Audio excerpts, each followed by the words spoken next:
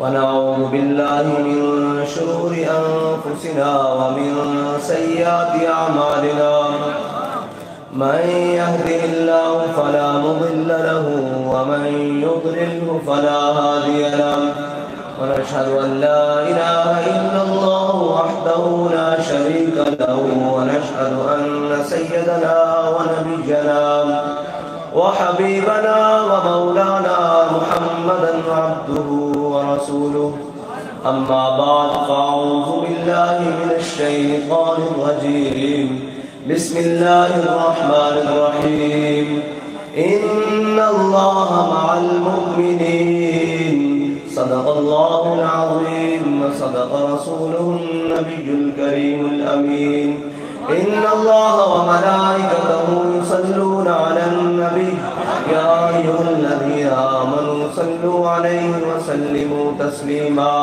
الصلاة والسلام عليك يا سيدي يا رسول الله وعلى آلك وأصحابك يا سيدي يا حبيب الله الصلاة والسلام عليك يا سيدي يا رسول الله وعلى آلك وأصحابك يا سيدي يا نور الله الصلاة والسلام عليك يا سيدي يا رسول الله وعلى آلك وأصحابك يا سيدي يا خاتم النبيين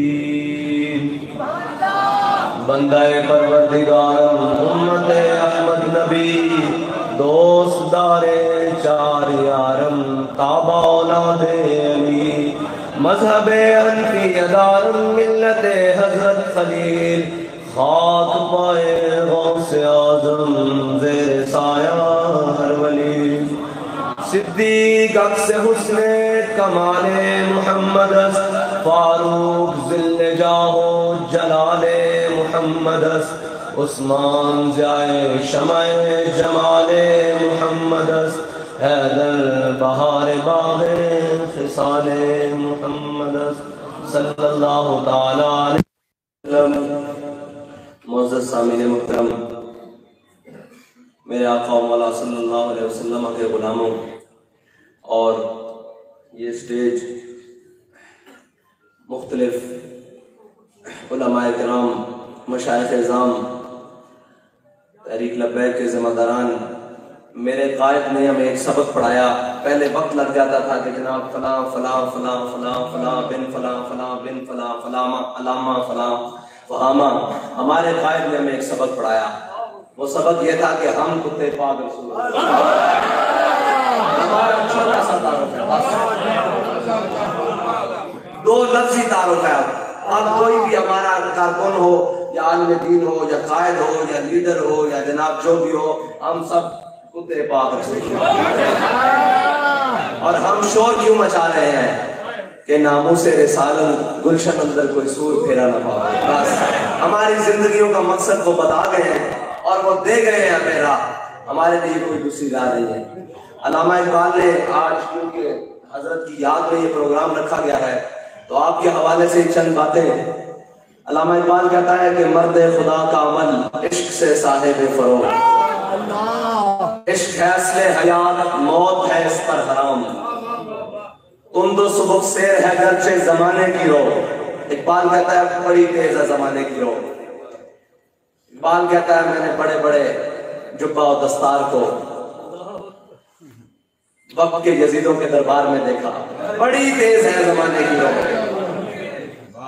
بڑے بک جاتے ہیں، کوئی اس دربار میں، کوئی آگے، کوئی حق بات کہتے کہتے ادھر سے لڑک جاتا ہے، کوئی ادھر پھسل جاتا ہے۔ اقبال کہتا ہے تم تو سبک سیر ہے گرچہ زمانے کی رو، عشق خود ایک سیل ہے اور سیل کو لیتا ہے تھام۔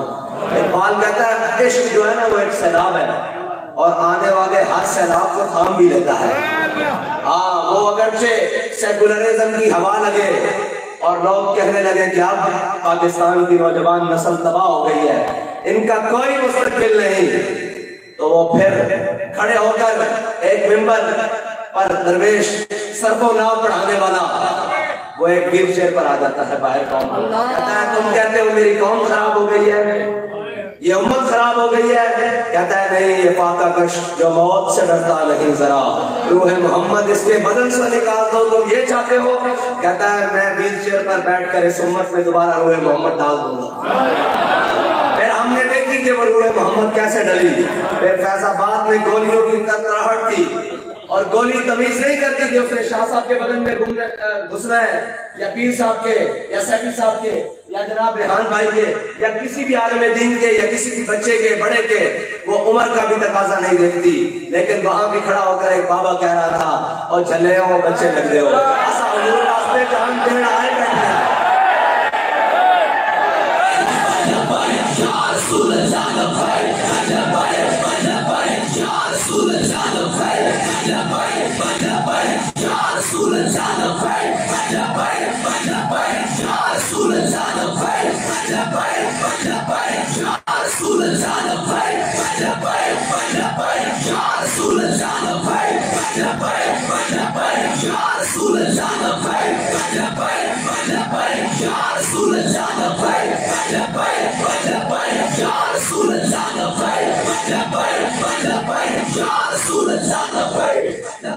پھر امت کی راہیں سیدھی کی، متعین کی، باہر سے نا بین الاقوامی ایجنڈے آتے ہیں، بین الاقوامی ایجنڈا یہ آتا ہے کہ جی گستاخی کو فلاں ملک میں ہوئی، روڈ آپ اپنے ملک کا جام کرتے ہو، یہاں نعرے آپ یہاں لگاتے ہو، یہاں جناب بند کر کے لوگوں کو پریشانی دیتے ہو، ان کو کیا ہوتا ہے؟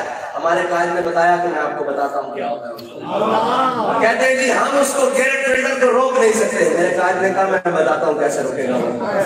میرے قائد نے اس شاہدان مصطفیٰ کا قافلہ داتا علی اجمیری کی چوکھٹ سے چلایا، ابھی وہ گجر خان کراس کیا تھا کہ وہ گستاخ رسول کہنے لگا میں تمہارا خاکِ شاعر علی تو میرے قائد نے بتایا کہ آج بھی کوئی اخلاص کے ساتھ پکارے گا، للکار کو رکھے جو خادم حسین رضوی کی ہو، جو سلطان صلاح الدین ایوبی کی ہو، جو ممتاز حسین قادری کی ہو، جو محمود غزنوی کی ہو، جو طارق بن زیاد کی ہو، جو پیران پیر شیخ عبد القادر جیلانی کی ہو، کوئی للکار رکھے صحیح، آج بھی ہم اس کو صلہ دیں گے۔ صلہ کیا دیا کہ ابھی گجر خان کراس نہیں کیا تھا، اس نے وہاں سے بین الاقوامی سطح پر یہاں رابطہ کیا، اس نے کہا بھائی حضور کے عاشق میدان میں آ گئے ہیں، میں توبہ کرتا ہوں، میں آئندہ کے بعد یہ گستاخی نہیں کروں گا۔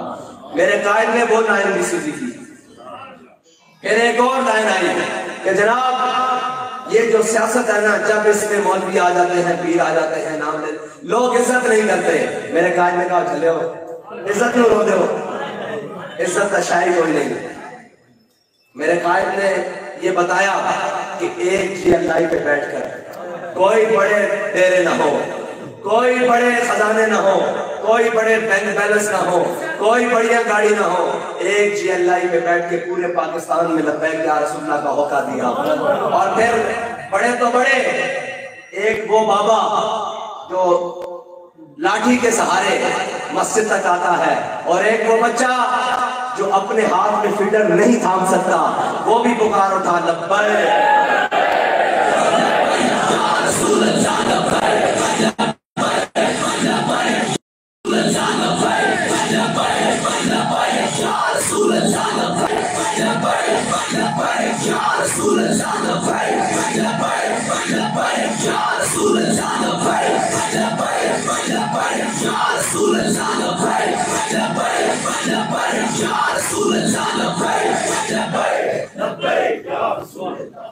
پھر اس مرد خدا کو اللہ تعالیٰ نے دلیری دی. میں کہا کرتا تھا جناب بڑی زندگی دیکھی ہے, بڑے لوگ دیکھے ہیں, میں تو آپ کے قریب ہوں, آپ کو ڈر نہیں لگتا؟ فرماتے تھے کہ میں حضرت خالد بن ولید کی قبر کے ساتھ دو کھڑے ہو کے نفل ادا کیے تھے دایاں کندھا لا کر, اور میں نے کہا تھا جناب آپ اسلام کے بہت بڑے جرنیل ہیں, بہت ہی دلیر ہیں, سخیوں کے مال میں کمینوں کا حصہ ہوتا ہے. فرمایا انہوں نے سخیوں نے مجھے کمینے کو دلیری دے دی. اور پھر میں نے کہا حضرت آپ کو کسی بات سے ڈر نہیں لگتا؟ فرماتے ایک بات سے ڈر لگتا ہے, ایک شے سے ڈر لگتا ہے. میں نے کہا حضرت وہ کیا ہے؟ فرماتے قیامت والے دن میں اپنے آقا و مولا کے سامنے کس منہ سے پیش کروں. اور یار سوچو جس نے اپنی ساری زندگی ایک ہی سبق پڑھایا کہ انہیں جانا, انہیں جانا, انہیں جانا. کسی نے کوئی بڑے خوف والی بات کر دی, آپ نے فرمایا وَلَا الْكِبْرِيَاءُ فِي السَّمَاوَاتِ. کسی نے کوئی جناب بڑی خوشی والی بات کر دی, آپ فرمانے لگے. کوئی کہتا جناب آپ کو آئیں باہر نیشنلٹیاں دیتے ہیں, آپ کا علاج باہر کرواتے ہیں, آپ مسکراتے ہوئے ایک شعر پڑھتے ہیں, مر ہی جاؤں جو اس در سے جاؤں, مر ہی جاؤں جو اس در سے جاؤں, دو قدم کیا بچے بیمار غم قرب مسیحا چھوڑ.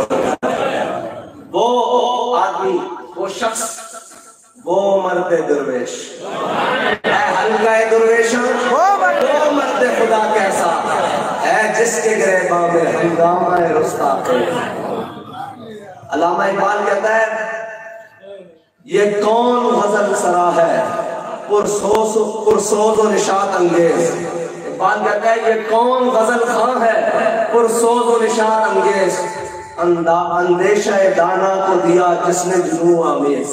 اقبال کہتا ہے کہ سب اندیشے لگا رہے تھے, ہم ایسے کریں گے تو یوں ہو جائے گا, ایسے کریں گے تو یوں ہو جائے گا. اس نے سارے اندیشے دانا کو, سارے بڑے بڑے فلسفیوں کو, بڑے بڑے جناب خطیبوں کو, بڑے بڑے سیاستدانوں کو اس نے جنوں آمیز کر دیا کہ وہ جس گلی میں جاتے ہیں آگے سے چھوٹا سا بچہ بھی دیکھ کے کہتا ہے کہ لبیک یا رسول اللہ, لبیک یا رسول اللہ. میری بات ہوتا ہے, میری بات محمد. یہ وہ مرد درویش جس کو علامہ اقبال نے کہا تھا نا, ہوا ہے وہ تند و تیز چراغ اپنا جلا رہا ہے. بڑی بڑی تیز ہوائیں, اپنے بھی بیگانے بھی دشمن ہو گئے. بلکہ ایک موقع تو وہ آیا کہ ہم سب نے فیض آباد میں بابا جی کے آگے ہاتھ جوڑ دیے کہ بابا جی جو آپ مطالبہ کرتے ہیں نا یہ ممکن نہیں ہے, کیسے ہوگا استعفیٰ, وہ بھی وزیر کا استعفیٰ. ادھر دھرنے ہوتے ہیں, علامتی ہوتے ہیں, لوگ گھروں پر چلے جاتے ہیں. تو بابا جی نے ایسے دیکھا, فرمایا چلو میرے پاس کی گل نہیں, میں نے آرڈر ہویا میں استعفیٰ لے کے.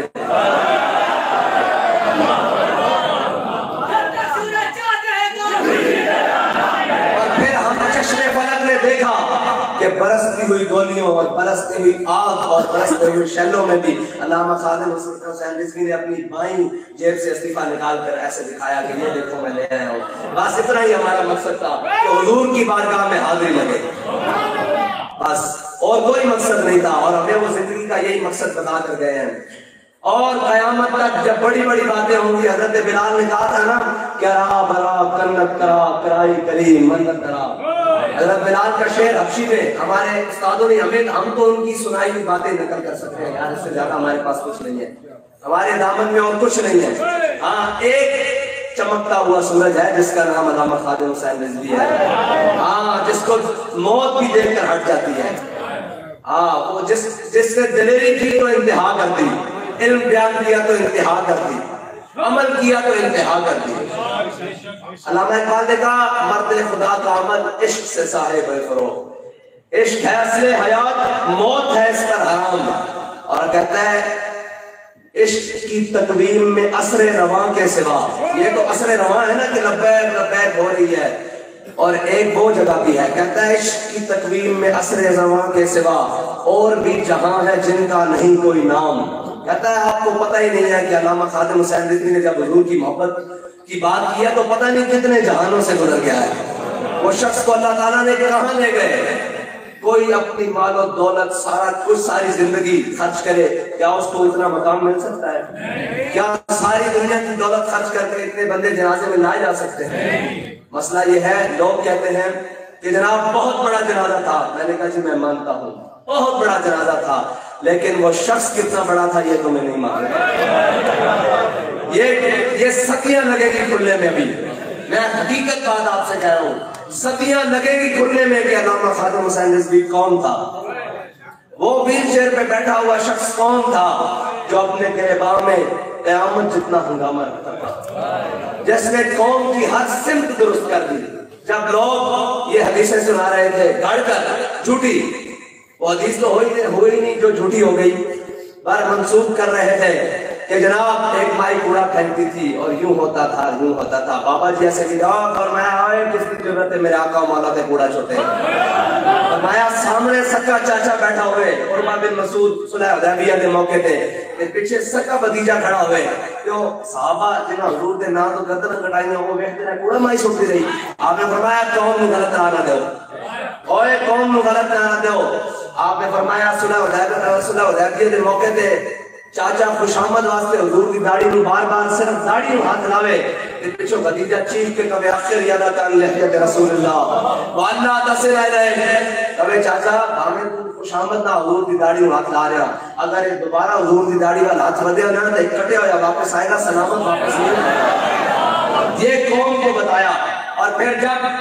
عالمی سطح پر یہ سازش چلی کہ جناب اسلام تلوار سے پھیلا ہے، مسلمان سارے گھبرا گئے، اوہو جناب اسلام کے اوپر بڑی بات آ گئی ہے کہ اسلام تلوار سے پھیلا ہے۔ تو میں نے اپنی زندگی میں سارے مفکر جو بھی سنے، آپ نے بھی سنے ہوں گے، آپ اگر مجھے بتائیں گے میں اپنی تصحیح کر لوں گا، لیکن میں نے ایک شخص کو دیکھا، پھر کفار نے خود ہی سازش چلائی کہ اسلام اخلاق سے پھیلا ہے، مسلمانوں نے فوراً اپنا لیا، ہاں جی اسلام اخلاق سے پھیلا ہے، اخلاق سے پھیلا ہے، سر کوئی بات تو نہیں تھی۔ ایک بات باہر نکلا، اس نے کہا اوئے تم حضور کی تلوار تھام نہیں سکتے، اس کی نفی کرتے ہو، اس کی نفی کرتے ہو جس کو میرے آقا مولا نے ایسے غزوہ احد کے موقع پر بلند کیا۔ میرے آقا نے فرمایا اس کا حق کون ادا کرے گا؟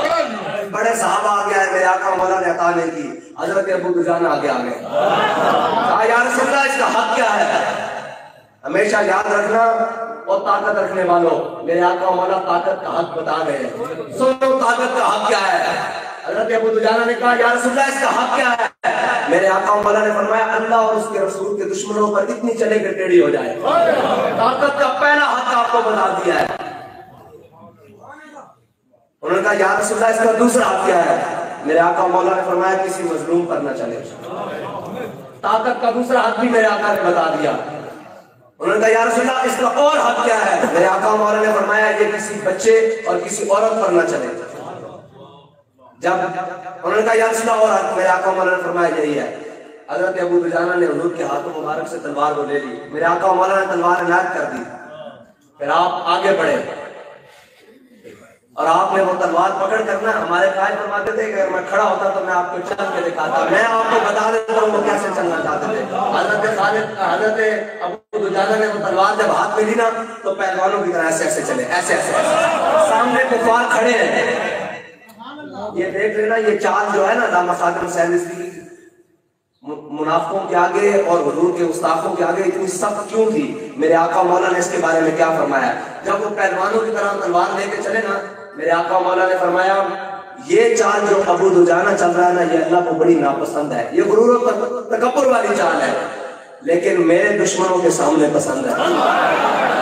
پھر حضرت ابو دجانہ نے کہا کیا؟ فرمایا الذی عاہدنی خلیلی، آج اپنے آقا مولا سے وعدہ کیا ہے، آج کے بعد پچھلی صفوں میں نہیں لڑیں گے، اگلی صفوں میں لڑیں گے۔ ایسا ہی وعدہ امیر المجاہدین نے اپنے آقا سے کیا تھا۔ یا رسول اللہ آپ کی ناموس کا مسئلہ ہوگا، کوئی باہر نکلے نہ نکلے، کوئی اپنی خانقاہوں میں بیٹھے، کوئی مزاروں میں بیٹھے، کوئی اپنے تختوں پر بیٹھے، کوئی جناب عیاشیاں کرے، کوئی باہر کے دورے کرے، آپ کا غلام اپنی ویل چیئر کے ساتھ سب سے پہلے روڈ پر، اور پھر وہ عمل کر کے دکھایا، اور پھر باتیں نہیں کی صرف، پھر عمل بھی وہ کیا کہ جس کے عمل کو دیکھنے کے لیے ہم سر اٹھائیں تو ہماری پگڑیاں نیچے گرتی ہیں۔ مقام بڑی دور بات ہے جو عمل کیا ہے۔ حضرت جس حال میں امیر المجاہدین نے حضور کی ناموس پر پہرا دیا ہے نا، صرف آپ کو حالات سن لینا آپ کا جگر پانی ہو جائے گا۔ میں آپ کو سچی بات کہہ رہا ہوں، آپ اور میں اگر اس حال میں ہوں، ہمارے پاس 1 کروڑ تعویل ہوگی کہ جناب اور نہیں میرے پاس تو جناب ہمیں تو ایک نظرہ لگ جائے نا تو ہم جناب مسجد تک نہیں آتے. میں امیر المجاہدین کے ساتھ رہا ہوں, عمل کا اتنا پابند, اذان ہوئی ہے پھر نماز کے لیے بیگانگی کر دی, نماز میں کوئی معافی نہیں, اور جو نہیں پڑھتا تھا آپ اس کو بڑی سخت وعید کرتے تھے, اور نماز اذان ہو گئی بیگانگی کا عالم ہو گیا, میں پاس بیٹھا ہوں پتہ ہی نہیں, تو میں اٹھو نماز پڑھو نماز پڑھو نماز پڑھو. اس حالت میں تو بندہ 100 جدے کرتا ہے کہ جناب میں نے نماز نہ بھی پڑھی, اگر لیٹ بھی پڑھی تو کوئی بات نہیں. لیکن امیر المجاہدین عمل کے اتنے پابند, کوئی ذرا سی بات. آپ مجھے ایک آپس کی بات بتائیں, میں صبح سے یہ چلا ہوں, یہ وہی ہوتی ہے. اب آپ اس کی حالت دیکھیں, یہ حالت اس کی بڑی عجیب سی ہو گئی ہے, پھولوں کے نشان اور گچل مچل ہو گئی ہے. یہی آپ جب چادر امیر المجاہدین کی گود میں دیکھیں گے نا 4 دن بعد بھی تو وہ چمک رہی ہوگی. کوئی یہ نہیں کہہ سکتا کہ جب سے ہم نے امیر المجاہدین کو دیکھا آپ کے کپڑوں پر ہم نے ایک بد بھی دیکھا. میں آپ کو سچی بات کہہ رہا ہوں, جس حالت میں وہ تھے وہ حالت ان کا رب جانتا ہے. لیکن امیر المجاہدین کو اللہ تعالیٰ نے روحانیت کا بھی معلوم کیا تھا کہ ہم آپ کے ساتھ سفر کرتے ہیں, آپ 2 دن کپڑے نہ تبدیل کرتے, 3 دن نہ تبدیل کرتے, آپ کے کپڑے اسی طرح صاف اور ہماری حالت غیر ہوئی ہوتی تھی. یہ اللہ تعالیٰ نے ان کو روحانیت دی تھی. میں نے کہا جناب یہ کیا معاملہ ہے کہ جب آپ درود شریف پڑھ کے فارغ ہوتے ہیں نا تو ہمیں عجب سی خوشبو آتی ہے جو ہم نے کہیں نہیں سنی. تو فرماتے تھے تم رسمن پڑھتے ہو, میں دل سے پڑھتا ہوں. بس یہی بات ہے ان کی زندگی کی ہم سے جدا لانا. ہم نے ہر کام رسمن کیا, انہوں نے ہر کام دل سے کیا. اور پھر کیسے دل سے کیا فرماتے, خود فرماتے تھے نا, فرماتے تھے جنہوں نے حضور کو رسمن مانا وہ مقام شوق مدینہ پاک سے 1.5 میل ہے, اور مقام احد مدینہ پاک سے 3 میل ہے. حضرت فرماتے تھے کہ جنہوں نے حضور کو رسمن مانا نا وہ حضور کے ساتھ 1.5 میل بھی نہیں چلے, اور جنہوں نے حضور کو ایمان جان سے بڑھ کر مانا انہوں نے کہا یا رسول اللہ ہم سے پوچھتے ہیں بدر جانا چاہیے, ہم سے پوچھتے ہیں.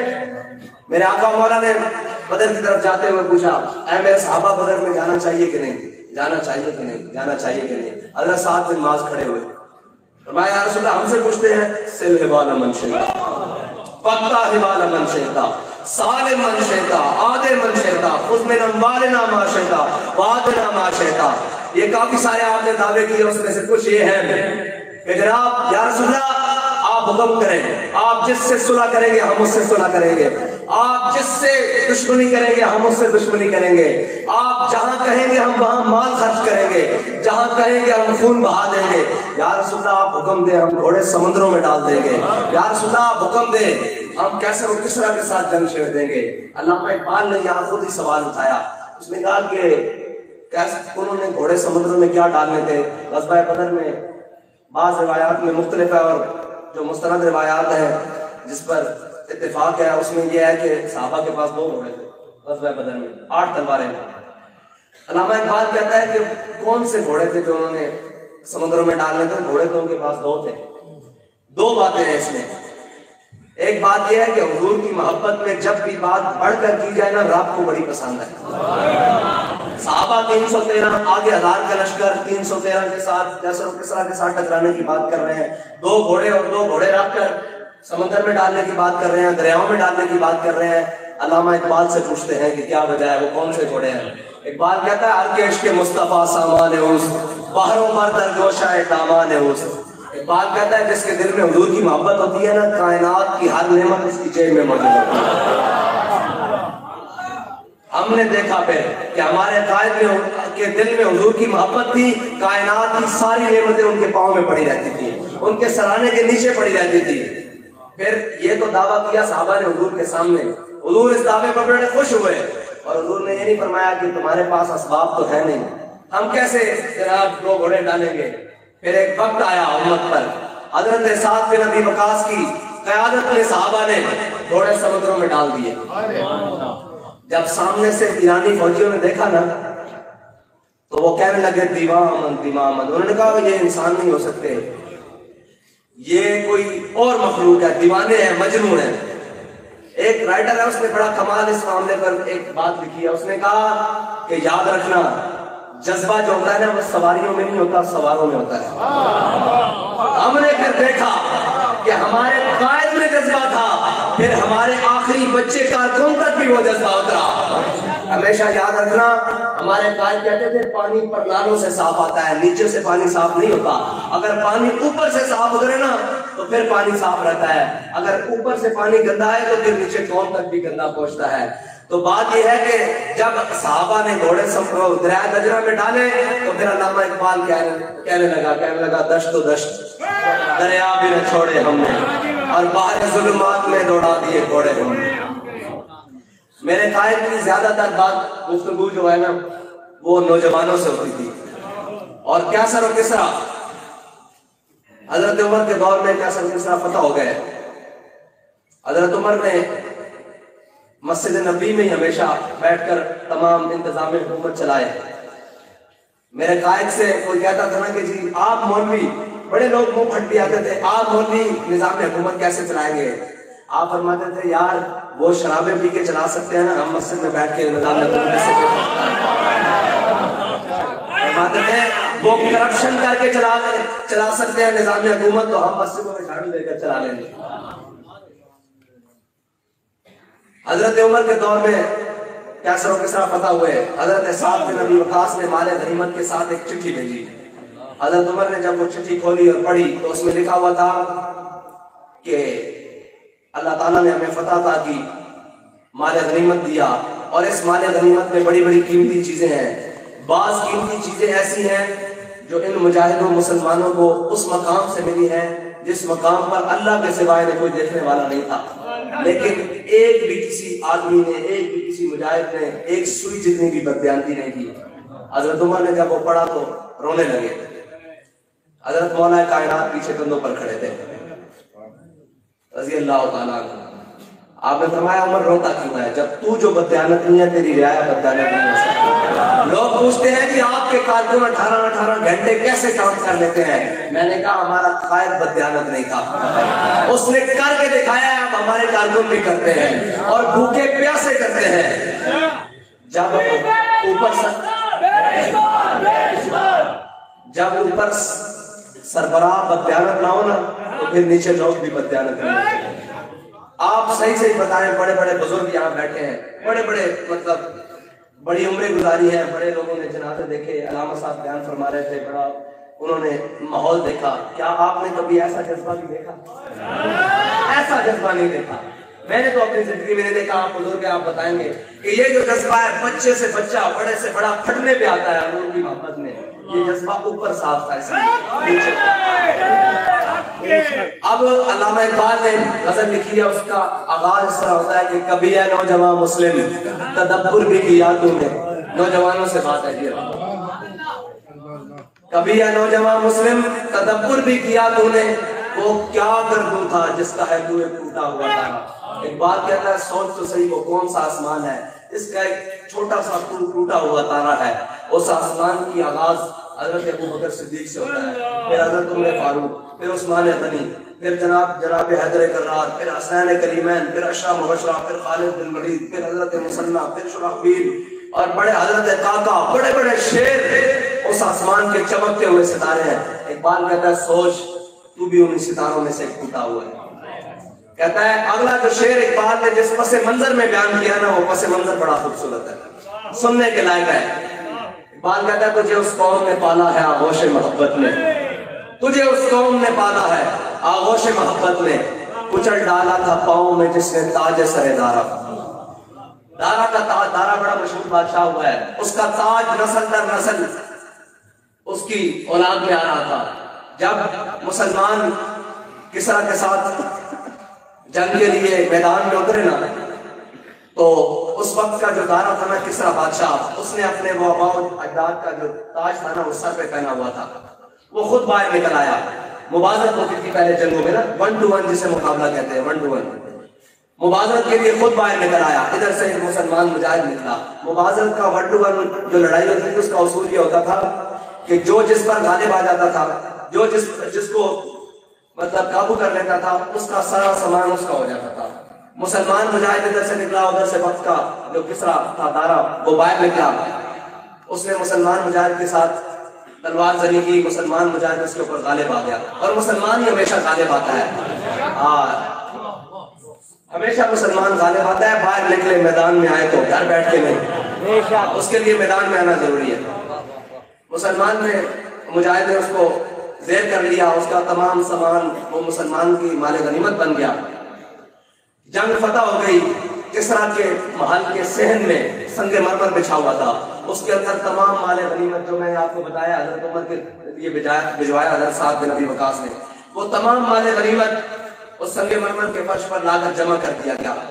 رات پڑی، رات آئی، مسلمان مجاہد اس کے اوپر پہرا دے رہے مال غنیمت کے اوپر۔ نوجوانوں ذرا سننا، مسلمان مجاہد اس مال غنیمت کے اوپر سونا چاندی کے انبار لگے ہوئے اس کے اوپر پہرا دے رہے، تو انہوں نے اپنے کانوں سے کوئی آواز سنی۔ آواز کیا تھی کہ ایک کوئی چیز پتھر سنگ مرمر لگا ہوا تھا، اس کے اوپر گھسک رہی ہے، ہماری زبان میں گھسک کہتے ہیں نا، اس کا کوئی شور پیدا ہو رہا ہے، اور وہ شور پیدا ہوتے ہوتے آ کے مال غنیمت کے ساتھ لگ گیا۔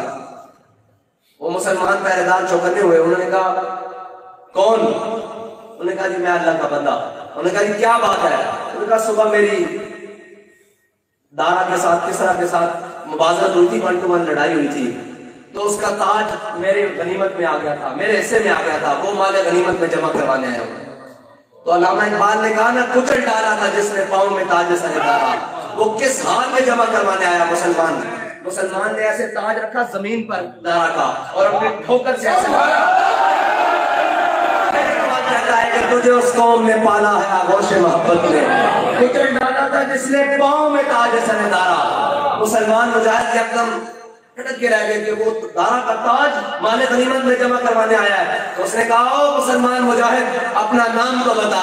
یہی سبق ان مجاہدوں سے چلتا ہوا امیر المجاہدین تک آیا۔ وہ سبق کیا تھا؟ انہوں نے کہا مسلمان مجاہد اپنا نام تو بتا، جو دارا کا تاج دینے آ گیا ہے مال غنیمت میں۔ اس نے کہا ہے جس کے لیے میں نے کام کیا تھا وہ میرا نام جانتا ہے۔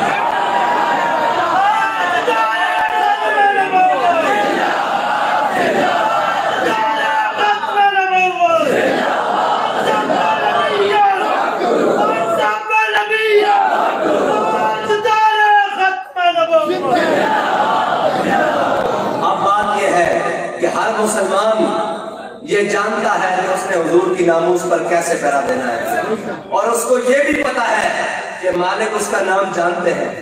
وہ سنی تھی نا بات بابا جی سے کہ وہ افسر آیا، پہلی نہیں بلکہ تیسری چوتھی یہ سلسلہ چلتا رہا۔ جب میں جیل میں حضرت سے ملنے گیا تو میں نے کہا پاس ہو کر میں نے کہا جی اب سناؤ کیا حال ہے؟ تو فرمانے لگے میر کا شعر پڑھا، کہنے لگے زندہ میں بھی نہ گئی شورش اپنے زندہ میں بھی نہ گئی شورش اپنے جنوں کی، اب سنگ مداوا ہے ساشفتہ سری کا۔ اور حضرت کی باتیں بہت بڑی، میں آپ کو صحیح بتاتا ہوں بہت بڑی ہے۔ علامہ اقبال نے کہا تھا نا حاضر ہوا میں شیخ مجدد کی لحاظ کر، وہ خواب کے زیر فلک ہے مطلع انوار، اس خواب کے ذروں سے شرمندہ ستارے۔ میں آپ کو حقیقت بات کرتا ہوں، جو جس خاک پر امیر المجاہدین آرام فرمایا نا اس خاک سے بھی شرمندہ ستارے ہیں، کیونکہ وہ تابندہ حضور کا ایک چمکتا ہوا چاند جس نے حضور کی ناموس پر کوئی دوسری بات نہیں کی۔ اور یہی بات لبیک کا ہر کارکن یہی جذبہ رکھتا ہے جو امیر المجاہدین پوسٹ مجاہدوں سے چلتا ہوا علامہ خادم حسین رضوی تک آیا کہ ہم جو کام کر رہے ہیں نا ہمارا نام ہمارا مالک جانتا ہے۔ شاہ صاحب دیکھتے ہو یا دیکھتے ہو، پیر صاحب دیکھتے ہو یا دیکھتا ہوں، میں دیکھتا ہوں یا دیکھتا ہوں، کوئی ذمہ دار دیکھے نہ دیکھے، ہر کارکن بڑھ کر جب لبیک کا نعرہ لگاتا ہے نا وہ اسی یقین سے لگاتا ہے کہ میں نام اپنے آقا و مولا کا اپنے اللہ کی رضا کے لیے بلند کر رہا ہوں، میں صرف ان کی خوشنودی کے لیے بلند کر رہا ہوں، کسی کو دکھانے کے لیے بلند نہیں کر رہا۔ اور جب ہمارے لڑکے، آپ کو ایک بات سناتا ہوں، میرے قائد محترم، ہم سب کے قائد محترم، آپ کے جو استاد گرامی، استاد جب بھی پڑھاتے ہیں استاد گرامی، تو اس سے مراد مولانا استاد عبد الرشید صاحب مراد ہوتے ہیں، جن سے آپ نے پڑھا اور جن سے آپ بہت زیادہ متاثر تھے۔ فرماتے تھے کہ جنہوں نے میرے اندر حریت بھری ہے نا ان کا نام استاد رشید صاحب ہے۔ سبحان اللہ۔ جب آپ فرماتے ہیں نا استاد گرامی تو اس سے مراد استاد استاد عبدالرشید صاحب ہوتا, جب آپ فرماتے مفتی صاحب تو اس سے مراد مفتی عبدالقیوم مزاروی صاحب ہوتا. یہ بڑے رجال جن کے پاس, جنہوں نے یہ نگینہ تراشا, یہ نگینہ جنہوں نے تراشا. آپ فرماتے کہ ہم استادوں سے حدیث کا سبق پڑھ رہے تو سامنے باہر جو گلی والی کھڑکی تھی نا وہ کھلی ہوئی, تو آپ کو پتا ہے ڈاکٹر صاحب نے لاہوری ڈاکٹر صاحب سے ایک الگ طریقے سے محبت کرتے ہیں. وہ آپ کے عرس پر نا ڈھولوں سے چادر لے کر جاتے ہیں. کہنے لگے جب لڑکے ہمارے سامنے ڈھول بجاتے ہوئے چادر لے کے گزرے نا تو ہم اچانک سارے طلباء مسکرا پڑے. تو کہتے استادوں نے ایسے کتاب بند کر دی. فرمایا مجھے تجھے کیوں مسکراتے ہو, یہ استادوں کی بات ہو رہی ہے, کیوں مسکراتے ہو؟ انہوں نے کہا دیا دیکھو علی نشتے مجھے جا رہے ہیں جناب ڈھولوں دے چادر لے کے. سادہ نے کہا یہ گل نہیں, ایک جذبات بڑے پاکیزہ ہیں. فرمایا اگر انہوں نے دسیا جاوے نا اور انہوں نے کوئی دسن والا ہوئے تو اے منڈے اسی طرح نچ کے حضور دے نام تے جان دین گے. پھر اس دن فطرت ہس رہی سی, انہوں نے کہا اے دسیں گے اسی کس کی زبان میں چو تھوڑے سامنے صاف کرنا. اور پھر اس کی زبان میں جب دسیا تو پھر منڈے نچ کے قذبات جانا دنیا کے نہیں. یا رسول اللہ یا رسول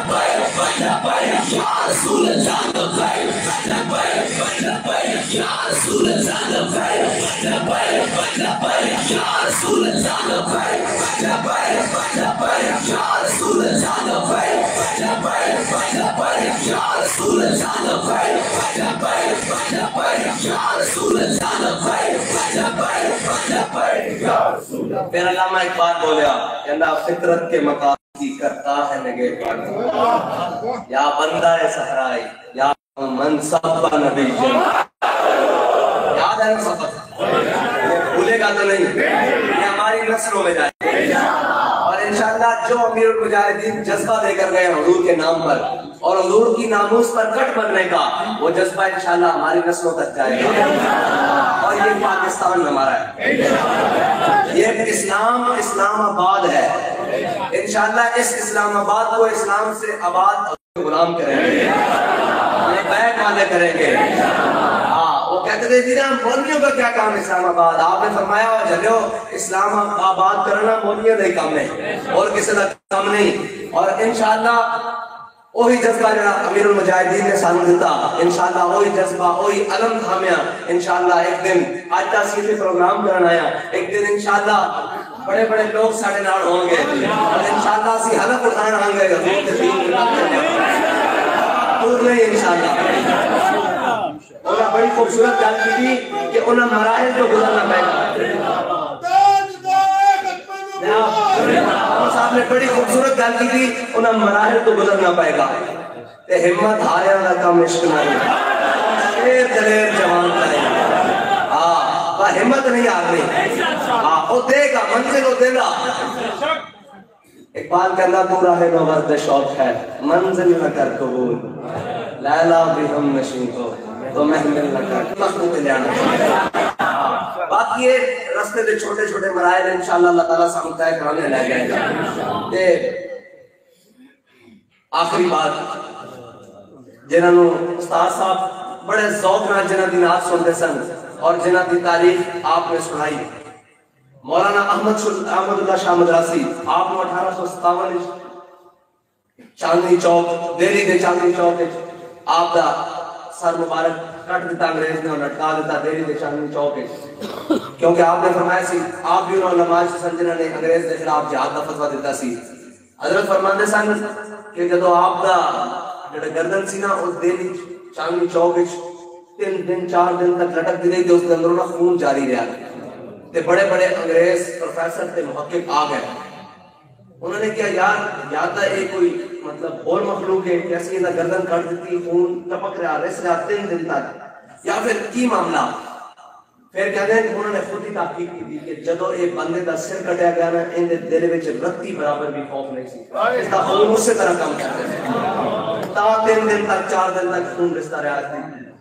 تے پھر دوسرے مولانا کفایت علی کافی اے مشق سخن جاری اور چکی کی مشقت بھی انشاءاللہ جو دوستی اگر اندر بھی چلے گئے یہی مشق سخن رہنی اور سارا ہوتے نہیں سامنے جے دے دیرو دیوار میں سنن گے حضور دے غلام حضور کا ذکر کر دے کس طرح اے مشق سخن جاری اور چکی کی مشقت بھی او بھاویں پیڑ والی چکی نہیں وہ نکی چکی ہوئی اے مشق سخن جاری اور چکی کی مشقت بھی ایک طرفہ تماشا ہے حسرت کی طبیعت بھی آئے آئے جو چاہو ستم کر لو جو چاہو ستم کر لو تھوڑی سی گل کر لو چلے ہو تسی فور شیڈول لا دیو کوئی موٹے رسے منگاؤ کوئی زنجیرہ منگاؤ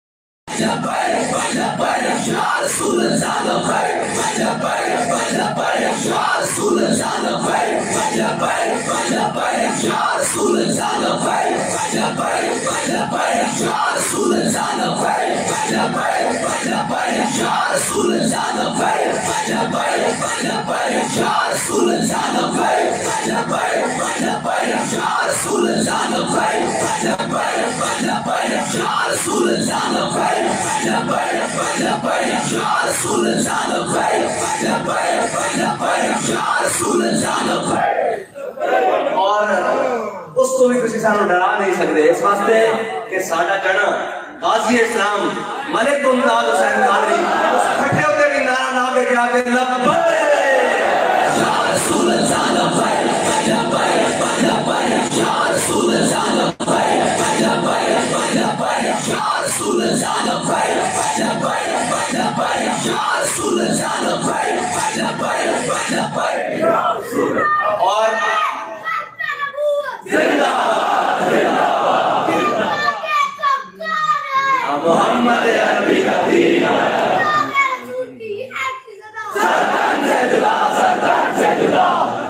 یہ جبر و قہر نہیں یہ جبر و قہر نہیں اس کو مستی ہے کہ جبر و قہر سے ممکن نہیں جہاں بانی انہوں نے روک سکنا اے روک سکتے ہو تم جذبہ وہ کہتے ہیں نا کہ پھونکوں سے یہ چراغ بجھایا نہ جائے گا باتوں سے یہ جذبہ مٹایا نہ جائے گا اللہ نہ انہیں گل نہیں بننی اور انشاءاللہ اے امت حضور دے دامن نال وابستہ ہو چکی اور بڑی مضبوطی نال تھام چکی جان رہے گا آخری گل تسی سانو فور شیڈول تے ڈراندے ہو پرچے تے ڈراندے ہو جدے ہو پرچے تے فور شیڈول اسی ادو دیکھ رہے ہیں جو اسی تخمین کے جی لوندے ہوندے سن او کوئی اگلی گل وہ بڑے پرانے دیکھ رہے ہیں جو اسی کے جی تخمین ہوندے سن ادو پتہ لگدا سی کہ علامہ خواجہ حسین رضوی تے فور شیڈول لگ گیا اچھا آخری گل یار اے بڑے نا مطلب ساڑھے بھائی ہیں تھوڑے بٹکے ہوئے جوتھیے ساڑھے بھائی ہیں کوئی نہیں انہوں نے کیا دیکھ دیا جاتا یار چلو تاریخ انصاف دے نوجوانان اے کہنے کی چلو جوتھی نہیں کہنے جی سانو کوئی لبیک کی آتے ایسے کروڑ والی بنانا کیا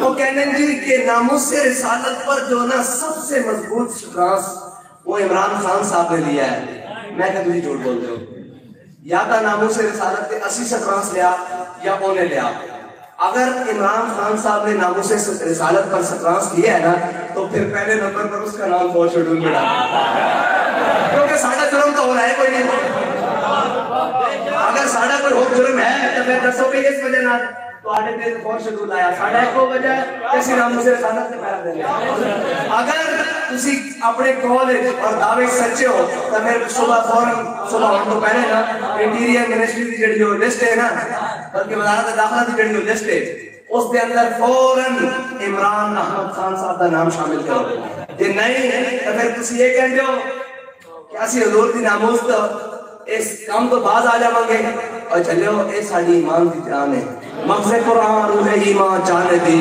بس دھوپے رحمت للعالمین اور استاد صاحب فرمانے سن اگر ناموس رسالت پر بات کرنا جرم ہے تو یہ جرم سرے بازار کریں گے، سرے دار کریں گے، اور جب وقت آیا تو سرے ممبر و دار کریں گے انشاءاللہ، کوئی مشکل نہیں ہے۔ اور ہم ناموس رسالت پر کوئی سمجھوتا کرنے والا نہیں ہے۔ ہم تو آپ کو صرف اتنا بتاتے ہیں کہ اگر عزت چاہتے ہو تو ہمارے قائد نے ہمیں ایک نسخہ بتایا تھا کہ میرے ہاتھ میں تھا جب تک میرے مصطفیٰ کا دامن، میرے پاؤں چومتی تھی یہی گردش زمانہ۔ جن چیزوں کے لیے تم بھاگ رہے ہو نا، وہ چیزیں تمہارے قدموں میں آئیں گی، صرف میرے آقا و مولا صلی اللہ علیہ وسلم کے دامن سے وابستہ ہو کر دے گا۔ اور بس آپ نے ایک ہی سبق یاد رکھنا ہے کہ انہیں جانا، انہیں جانا، انہیں جانا، انہیں جانا، نہ رکھا غیر سے کام۔ بھائی کوئی نہ اٹھے، بیٹھے بیٹھے جی، شکریہ ادا کرتے ہیں انتظامیہ کا، محلہ کا۔ ایک شعر پڑھیں درود و سلام کا۔ مصطفیٰ جانے